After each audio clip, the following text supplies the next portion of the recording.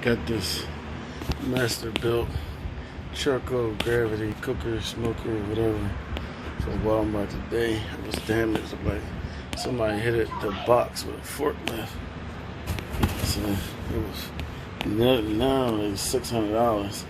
I got it for $195.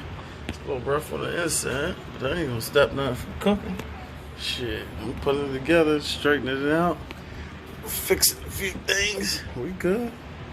Shit. Second half of the video, burning the grill in. Seems to be working pretty good. Seals nice and tight. Me and the kids put it together.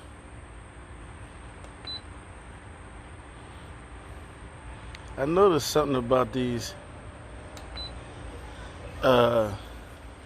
digital grills. When you turn them up too high, they, no matter what, they always show error.